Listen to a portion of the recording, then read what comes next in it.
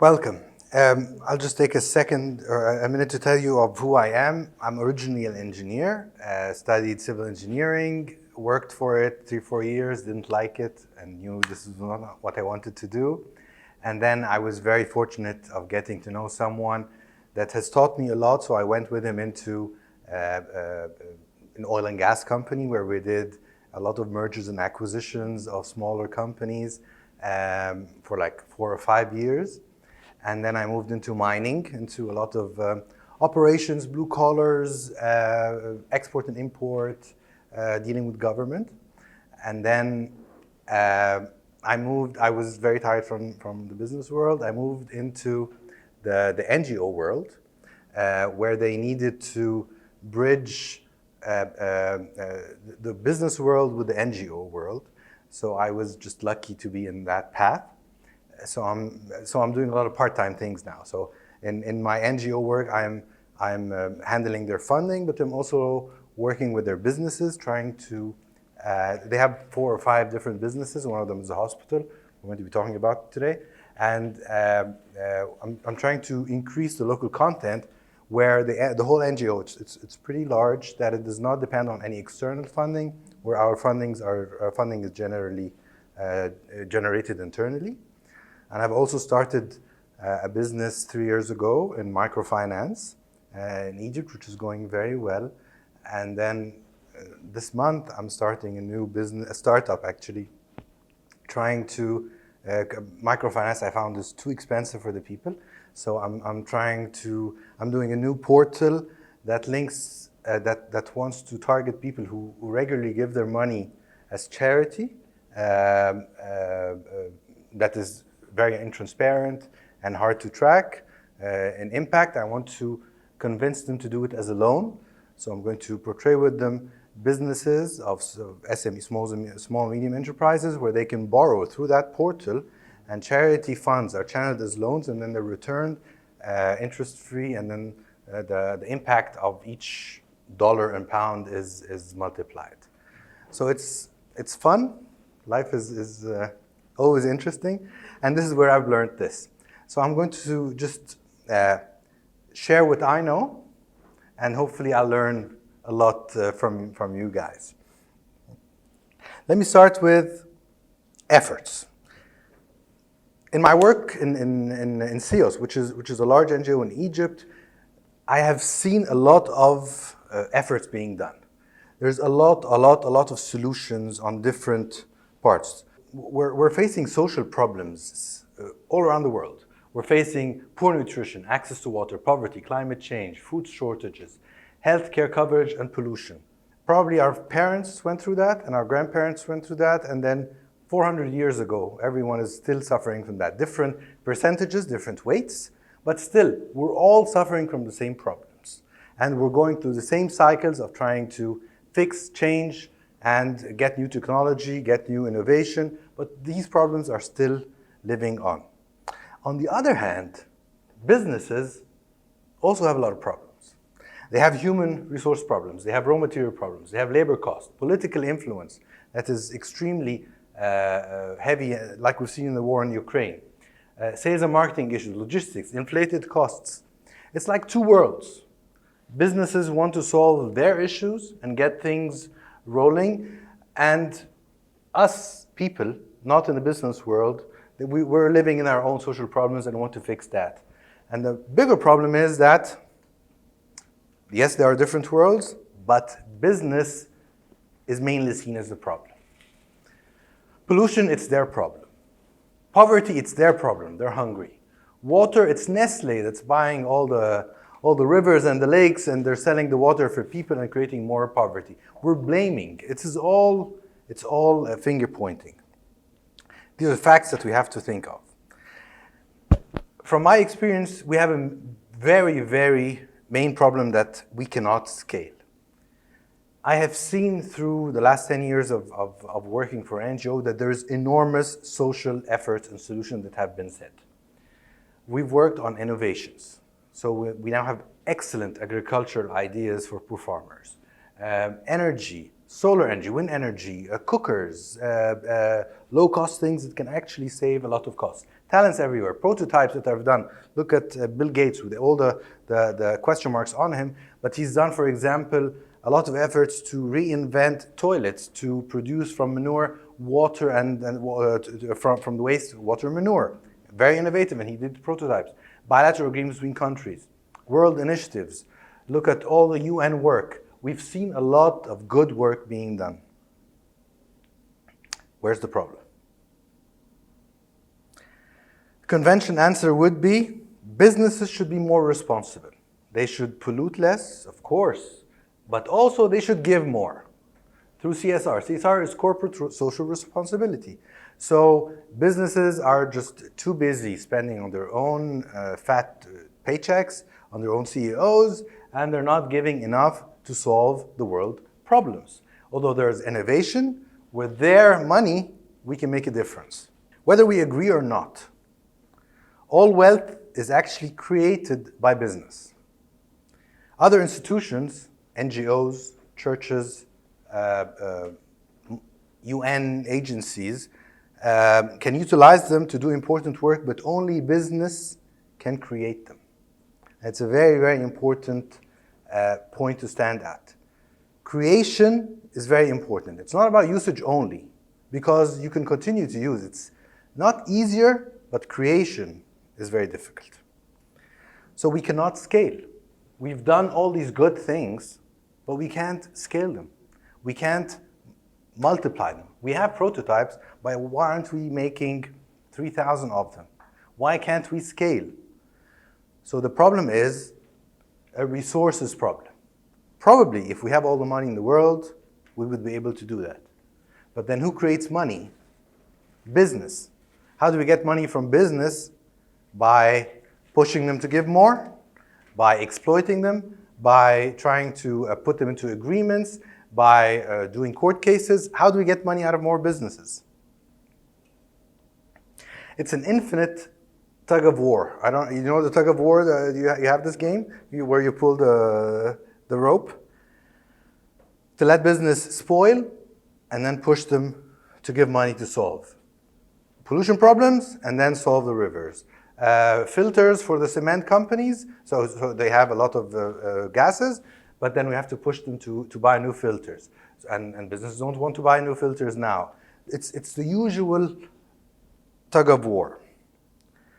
We need a change. So we need to change how businesses operate.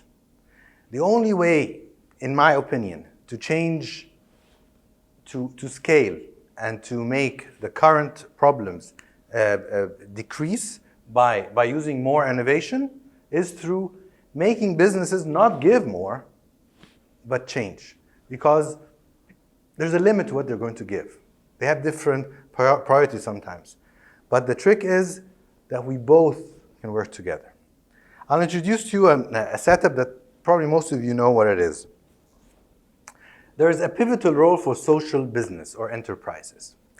Let me just classify the three differences. Charity, either non-profits, non-generating revenue or profits.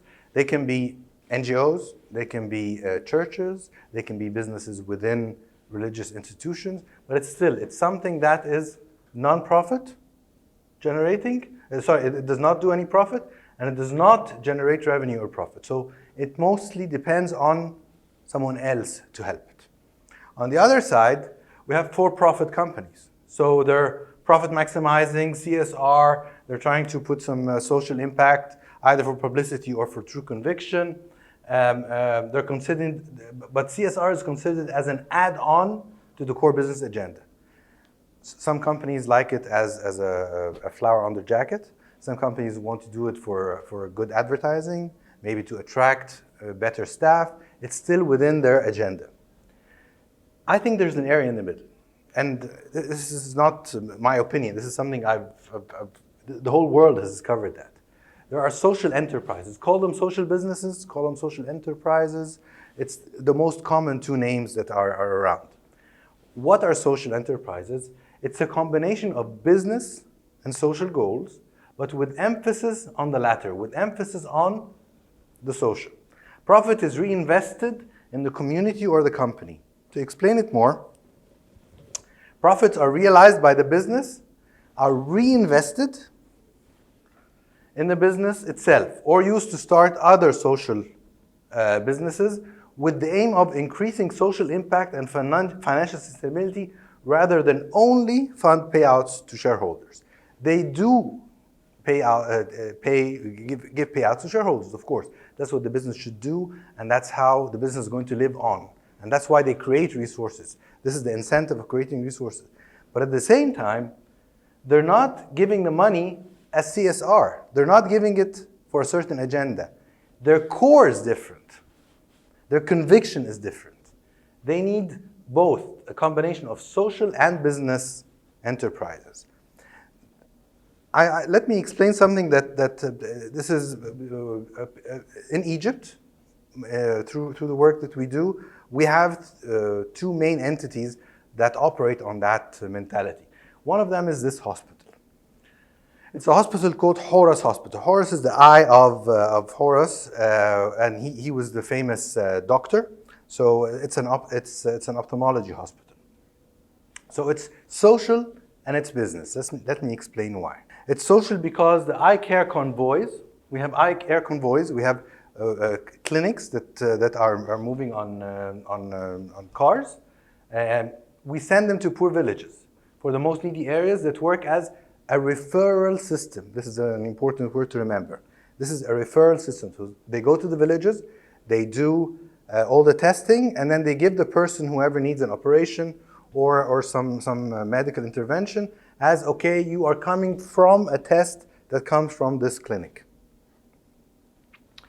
The referral system includes subsidized fees for eye surgery. So if you come from that route, instead of paying $1,000, I'm going to use dollars so you relate, $1,000, you're going to pay $150. But you're going to pay. Nothing is for free. That's right. That's part of the rights-based approach. That there's dignity in people buying for the service. You don't receive it for free. And there's differential pricing. So the hospital is well situated in terms of technology, doctors, cleanliness, all the medical standards. So there's differential pricing between walk-ins and referred patients from the convoys. So, and this is advertised. This is not something under the table. People walking in know that they are not getting the same pricing. They're getting competitive pricing. We're doing the whole works of businesses. Advertising, offers, bundles with teeth, with abdominal doctors, for children, for women, all kinds of testing. We're doing the whole works of any hospital would, but people walking in know that there's a difference and like that there's a difference. And we give technical training and opportunity to knowledge to transfer to others. And we teach others. This is something that we don't need to do, but we do because this is how you change the community, is you upgrade the technical skills of people. So that's why we're doing the social work. So we're able to give differential pricing, very clear, and classify who needs it most than the other. Why is it business? Because we achieve break-even and surplus for investment. Through the walk-ins and through the normal pricing, we're able to achieve all the surpluses. We're investing in long-term assets and expansion. Usually businesses that just get fund and then they want to spend it and wait for the next fund. They want to buy light assets, not long-term, nothing that would produce for a long time, but we're investing as a normal investment hospital in long-term assets. So we just bought, for example, a $3 million LASIK equipment. This is very long-term. This is depreciated on 5 years, and it needs very aggressive marketing, a regular inflow. So we're investing for that because it's making money. And there's potential for accessing ophthalmology consultants for surgeries and outpatient clients. We're even getting consultants we're situated in MENA, which is in the central part of Egypt, but all the big names and the stars are in Cairo. So we bring in consultants. Not a normal business can pay for that. Not a normal NGO, for example, can pay for that. So we're bringing in consultants so we would increase the flow of the hospital. And the social perspective that we have, we're not doing it to show off. It is genuine, and people from the same villages, the rich people sometimes, they know that they have the poor people from the same village are coming in through there. So the social perspective increases the walk-in patients. There are other hospitals that are in competition. They're not doing that. And they're not getting the same inflow related to the eye, to the ophthalmology work. Why? Because they know that everyone going in knows that the dollar that he's paying, part of it is subsidizing another person. And it's not for Christians. It's even for Muslims. Because the desire to help, it's called the altruism. It's the feeling that you get when you help others, regardless of gender, race, or religion. So even Muslims are enjoying that. And it's a very clear faith-based hospital. It has the word Coptic, which means Coptic evangelicals. We have Egyptian evangelicals. It's very clear. But they know that every pound is being used for another person. They're not really too far. They are different. Businesses and social work are very different. And they are different worlds. And they do have different perspectives. But I think there's a lot of learning to do. Let me be self-critic here. Our social work, we have good seed ideas. We can start things. We're driven by the heart. So we really come up with very good ideas. We have collective input. So when we have a good idea and you throw it into a church, you find people wanting to help, wanting to think with you. If you have an NGO and you do a survey, you have a lot of people wanting to work with you. And there's social ownership. A social club in a village is really taken care of by the people. So people care about social work. On the other side, with the idea related, actually, ideas are well-rounded. We can come up with an NGO, hey, let's make an app that connects water volumes to land. It's a nice idea, but it's probably not, you haven't studied any cash flow, the clients, marketing, break-even points. You probably have not done that. So the ideas of businesses are a bit more calculated and well-rounded. They do have single and small group inputs. I don't know if it's good or bad, but that's probably the fact. And the ownership is by shareholders. So it's just a small group of people who own the idea, if it's not a public company. Funding usually is public contribution for the social work, longer cycle for sustainability, sometimes really, really long, and sometimes non-existent. So it's a harsh word, but you are enslaved to others. You are always, always dependent that this good idea lives because other people are convinced. I was having a hard time coming from the business world to the NGO world. It just hurt something in my pride, I don't know why, but I want to be able to have a stronger footage to maintain my good social work. On the other side, funding usually comes from shareholders' capital, banks, and funds. It depends on where you're going. Management. Unclear and qualified targets. So because it's seed ideas, because there's social ownership, so you need to be nice to people sometimes. And, oh, he's a very well-known person, so I'm going to take his idea. And then he's an influential person, so I'm going to take part of his idea. So targets are not really clear and quantified. Weak budgeting and monitoring. That's not in all, of course, but at least that's my analysis. And staff, but they do have staff inspiration and engagement. A lot of people are engaged, much more than businesses. It's an amazing advantage in social work. On the other side, they have better targets and KPIs, I think.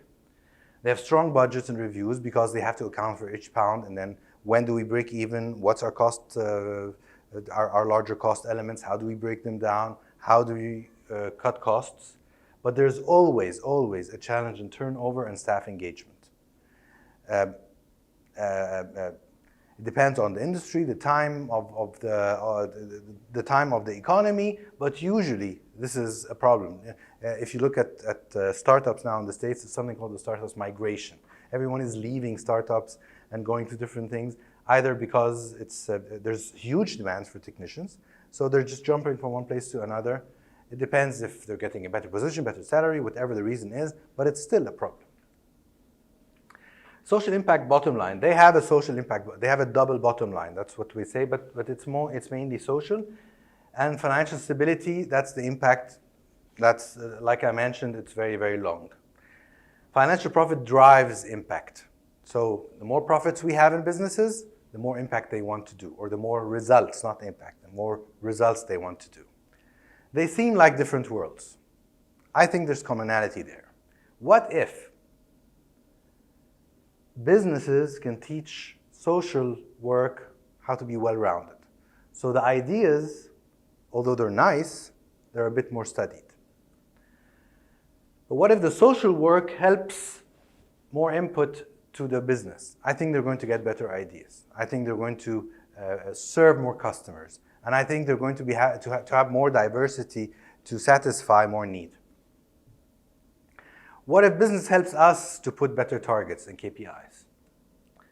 And help us to manage budgets better, and to have more control, and to have more auditing, and to have third-party auditors come and look at our accounts for our accountability and accountability to other people that we work with. We can give them staff inspiration. We can help them connect their staff. If their staff knows that their business is doing something beyond paying extra pounds for the person on top, I think staff is going to treat their businesses differently. The social impact bottom line changes businesses. It changes how they operate, and it changes the people inside the business. And I think a business without a social impact bottom line is losing a lot of the potential that this business can actually help in changing the world, not only creating resources for a few. The Bible, I think, helps with that and promotes that. You know the parable of the three servants. I'm sure you all know about them. Let's play with it a bit. I'll remind you what it is, and then let's play with it with a business background. So a master has 8 talents. He gives the first servant 5 talents. He gives the second servant 2 talents, and then he gives the third servant 1 talent. They take the talents, and then they decide what they want to do with it. So the first servant made an extra 5 talents. The second servant made an extra 2 talents. So they did both 100%, even though the capital was different. The servant returned the talents. So he buried the money. He's a nice guy. He's very safe. He has done nothing wrong, actually. He has protected the money. He has probably put it under his mattress and then returned it. Let's put in some conclusions from that. Not very church-like. Let's play with the idea. Creating resources and burying money is bad. So what the parable wanted to say is, this is a good example, and this is a good example, and this is not a good example. It was trying to show that. Although he has returned the same money, he did not steal, he did not cheat, he did not spend it on prostitutes and pigs like we heard in the morning. The guy returned the same money, but still, these people were commended. So creating resources is something that the Bible is trying to convince us with. Second conclusion, diversification. The master did not give 1 servant. He gave 3 servants. So he's a guy who understands how things work. You don't put all your eggs in one basket. You diversify. You try and minimize the risk. So when one industry goes down, the other can maybe take it up. So it's helping us to be intelligent of how we use our money, of not being naive, not giving it to someone we trust, by actually thinking it through, and we manage it well. So it's telling us, this is a resource that you have, think of it well. Insight. I think that's a very good important. So he did not only diversify. This is a projected conclusion, of course. He did not only diversify, but he gained insight. This guy probably went and bought sheep, so he worked in the sheep industry. Maybe this guy traded with a town, and this guy just went at home. So with insights, he understands now that this range of business can handle the 5 talents. It can handle a large capital, and it can bring in the same. Although the profitability is the same, but how much capital can it handle? This is another very important insight that you get, because if you do a tea, we call it tea stands in Egypt, where you get a pot and then you sell some tea. How many cups can you buy? It can only take $100 of capital. But you need to know that, hey, you can build a cafe and it will take $3,000 of capital. Knowing that difference teaches you how to manage your risk and where to put your money. Return versus value testing. So in this industry, my return, I've put a lot of value in and I got a lot of return. These are good insights. Same for the one just buried it. Again, this is just, I'm trying to draw in more the business terms into that. Return versus impact. I have no idea what the impact is, but I would imagine if in this industry he put in five talents of capital and he brought in five others, there's a lot of impact that happened.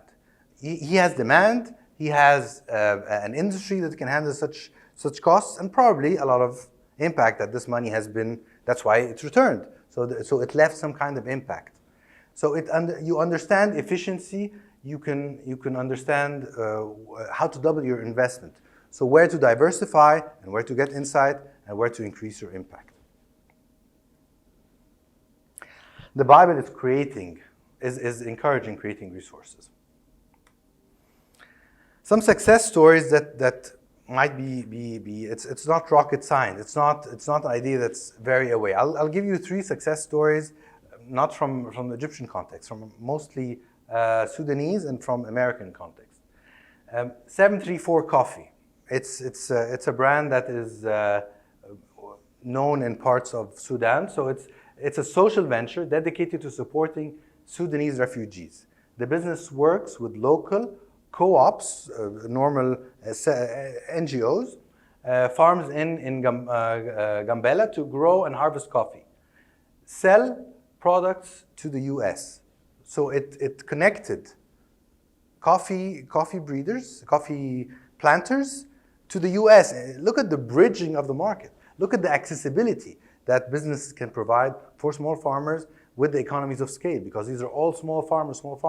You get better pricing, you get very good economies of scale, and uses a portion of the profits to fund scholarship for the Sudanese refugees. That's not CSR. That's not money being given on the side. This is genuine help around that. And everyone is making money. The company is making money. Sudanese refugee lives are being changed, and the business is sustainable, and it will probably grow. It's a different mentality. It's combining parts of the money to change the ecosystem of where you're working, not to help. They could have helped also another farm in Egypt.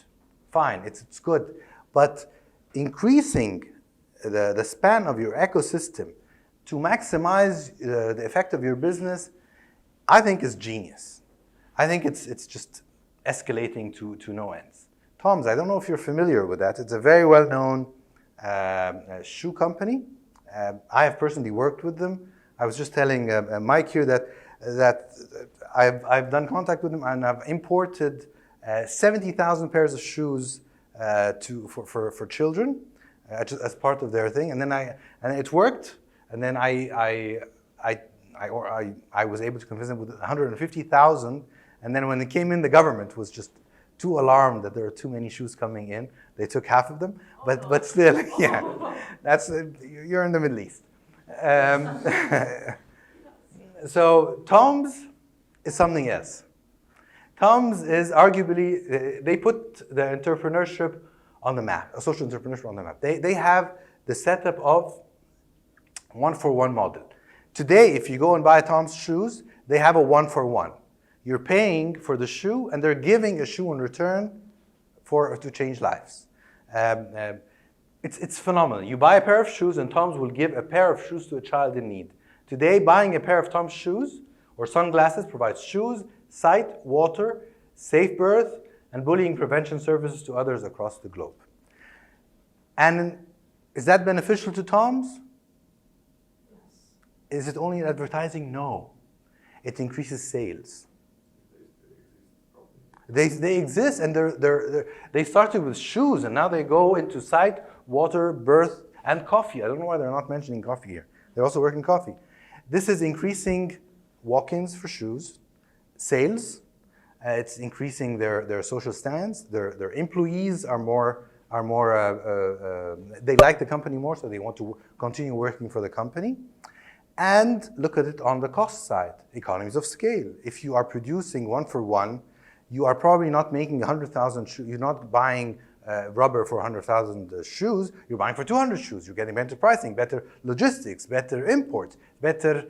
You're having political influence, because if you are an American company working in Egypt, sending 150,000 shoes, you're getting the government's attention. And so now you're going to have a lot of political weight by, for example, trying to convince them to release prisoners. So you're changing life. You're changing social life by simply maximizing and changing how you do business. The last one is a much simpler one. And I wanted to get a simpler one to tell you that you can do it around the corner. Good Eggs is an online grocery and meal kit delivery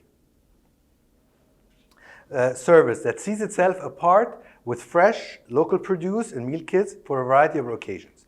Their mission, that over 70% of their food, wine, and spirits are locally sourced, so they're local. That's very important. And every item must meet a strict list of sourcing standards. Have children worked in it? What kind of labor costs have been paid? Is there equal pay between men and women? Personally, I've had this challenge. It was ridiculous. We set up we had a plot of land at my work, and then I wanted to change that to plot it with palm trees. So we had workers come in, and we had women and men come in. And then they were doing the same work. I mean, it's not rocket science. It's not too physical. So they're doing the same work. And then people there, it was in Upper Egypt, so it's a bit old-fashioned. They were not paying women the same fee for men, and I was infuriated. I didn't know why. So I instructed that they do that many different times, and they're not doing that. So I had to go pay them a visit, and then what's going on? So they told me that if we do that, men are going to revolt against us and are going to be physical against the place. So we cannot pay women the same. So we thought, okay. So I thought, look, they're going to take the same, they're going to take the same. This is not non-negotiable. If not monetary, then let's think of something else. So we came up with the difference of pay. I'm going to give it back into dedicated medical doctors for women, more rest time, and I'm going to give them rice and macaroni for their food, and I'm going to give them childcare if they want. And all this was, and men were happy because they were still getting an extra 2 pounds more than men. But then you feel that women, and you haven't done anything, but you have been socially responsible. I could have not given that and made more money for the farm, or less cost as starters, but then that defies the whole purpose. How are you changing people's lives like that? That's what they do. So all employees also have a stake. Look at that. That's a small stock market. I don't know if you have this in your countries, but where I come from, you can have joint stock companies, and then you can you can give small stock to employees. So they have a stake in the business, so they promote it transparently, and they enforce a commitment in health and safety. It's their company. It's their baby. It's their stuff. It is in their land. It's locally sourced. Probably the uncle, the aunt, and the daughter are all owners. They're all suppliers, and they get a percentage of the profit. I mean, there's nothing. This will change the world, in my opinion. My last slide. The idea needs business models. This is something that should be taken as seriously as any business. So some of the most common business model frames and social enterprises use those different techniques. First thing is cross-compensation. So one group of consumer pays for the service. Profits of this group is used to subsidize the service for another. So this is a bit like the hospital. Someone pays and you subsidize for other people, as long as you are fair in classifying and in targeting and in subsidizing. Fee for a service, beneficiary. So the other idea I was telling you about targeting charity to become loans and then returning them, they're going to be interest-free loans. But I'm doing it like that. I'm giving a fee for the service, and it's a transparent fee. There's nothing hidden. Everyone is signing on it, and it's clear, and it's fair. I mean, it has to, and I'm justifying. Why? Because we have staff, we have costs, we have all this and that. So it is fair. Everyone knows what's going on. I don't need a Mercedes from this. I'm being sarcastic, of course, that these businesses should have payouts, but of a different mentality. Employee and skills training. So the core purpose is to provide living wages, skill development, and job training for beneficiaries, the employees. To do what? To create competition. So I'm training cheesemakers. So they have other cheesemakers. And then when I have 10 or 15 different satellite cheesemakers, I have what? I have scale. I have regular supply. I have economies of scale. I have leverage with the supermarket. So when I go to the supermarket, hey, I have 15 different cheese suppliers. So my resources are safe. I can control variety, and I am a safer supplier to you. It's exactly what any supermarket would want. Market intermediary. This is big, at least in Egypt. I don't know about the different sites. For example, we have a problem between the wholesalers and the small supermarkets in the villages. They're not having access to all the products. The wholesalers don't really care. They want to deal with the bigger supermarkets. So there's a gap between the bigger suppliers and the factories of soap, of all commodities, and the ones in the middle. So there's like 7, 8, 10 startups now that have worked on this part. They have an app, and then they're connecting the small supermarkets where they order a minimum of 1,000 pounds of goods, and then they can combine through technology, through fintech, the large number of suppliers, and then they can leverage prices with the wholesalers, and there's a win-win. They get their products, they get cheaper products, and regularly supplied, and it's transparent on fintech. So they have used technology. There's like, at least 9 or 10 of those that have done that. I don't think they're realizing that they're doing social business, but they are. They're changing lives. They're creating better pricing, more access for the small farmers, for the small shops, so they would have more surplus to spend on their health, on their kids, on their education. Market connector, this is a bit close to the same example, where the social enterprise facilitates trade relationships between beneficiaries and new markets. This is like the coffee company, where it's a connector between coffee planters and markets in the US. For example, a part of my work too is we're very well known with garlic. So, and a lot of people have a lot of garlic, but they sell it at the beginning of the street, at local markets. But through the packing station that we have, we can channel all the garlic, and I have 2,000 suppliers of different farmers, and we all can collect, and then we've trained workers on how to select, clean, pack, and then freeze, and then it goes to Europe. It goes to the UK. So the farmer, Mohammed Mohammadain, who has never seen beyond 10 meters of his street, has a product that's being sold to Mr. Tom Jones, who is in the districts of London. It's phenomenal, and this is what's being done through the Market Connector. Independent support, the social enterprise delivers a product or a service to an external market, like, for example, fair trade. I don't know if you've heard about fair trade. These are windows that there's support where you support the small farmers, how they plant, how they package, and then it's packaged on fair trade, and it goes outside of the window openings to Europe, for example. So there's something called windows. For example, Europe wants strawberries.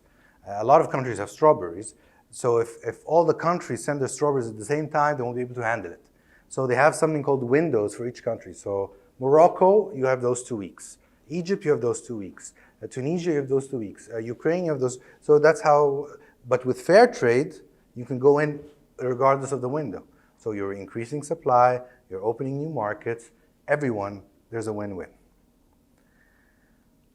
And cooperatives, this is something more NGO-like, is for-profit and profit that are and non-profit businesses that are owned by its members, and also uses the service to provide different types of goods. So this is another setup that is not profit-making, but it's surplus-making. Thank you for your time.